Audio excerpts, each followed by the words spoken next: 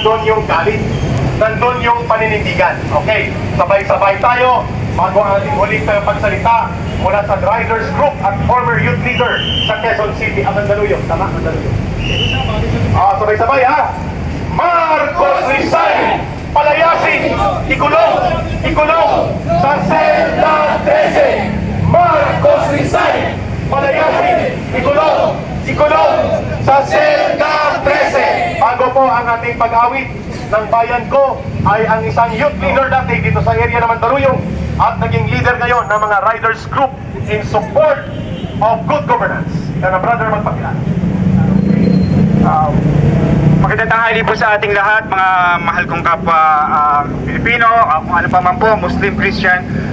Kami po nandito po sa kinatawan po ng riders, ng Duterte Riders supporters, ng DRT po, Duterte Riders Team, DGRP po, Duterte Riders Group, Philippines. Kami po ay nakikisa po. Aking pong panawagan, bakit gano'n naman po, mainstream media, GMA7, ABS-CBN, TV5.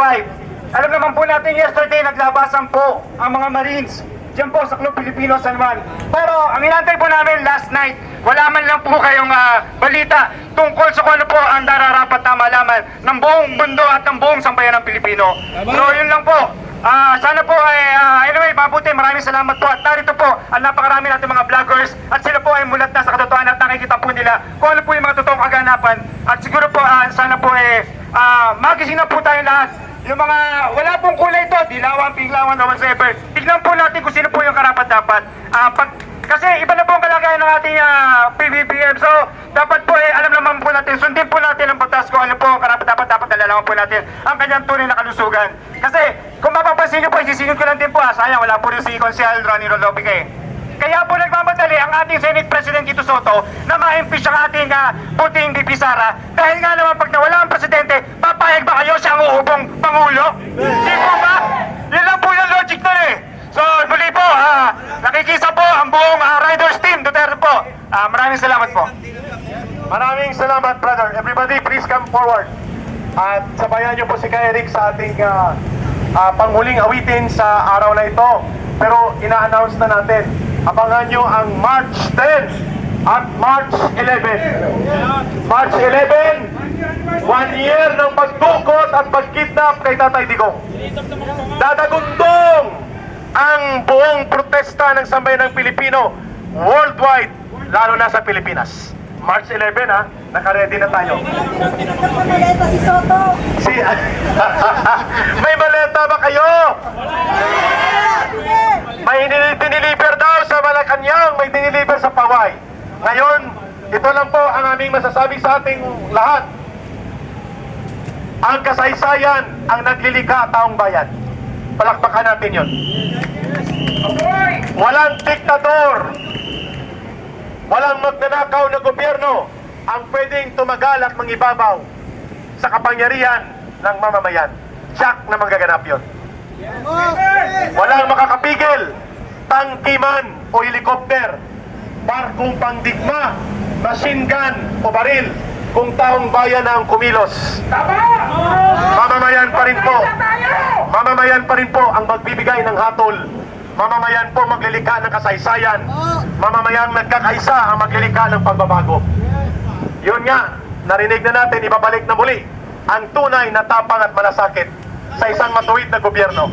Sama tayo doon! Yes! Taas po ang ating mga kamao ng kakuwom. At ito po ay tanda ng pagkikipagkaisa.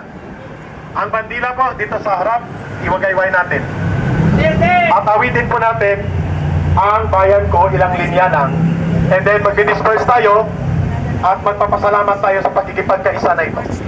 Kay sarap mabuhay sa sariling bayan, kung walang alipin at may kalayaan, ang bayan sinisiil, bukas ay mabangon din, at silang ay pupula sa timyas ng paglaya. Everybody join us. Maibon mang may layang lumipad, kunin mo ang umiiyak. Bayan pa kayang sakal dilag, ang di magnasang makaalpas.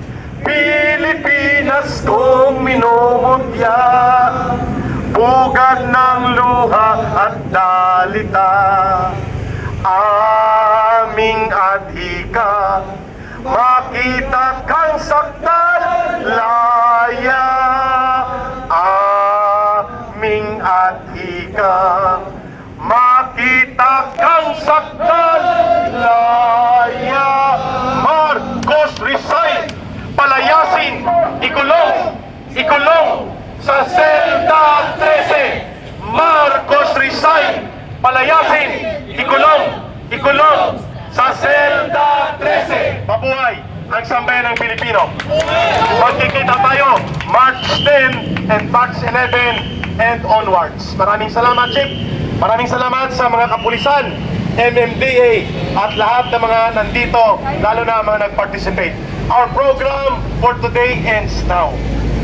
Umayo tayo at magpakatatag. Mag-ingat ang lahat. God bless the Philippines and God bless everyone. Maraming salamat.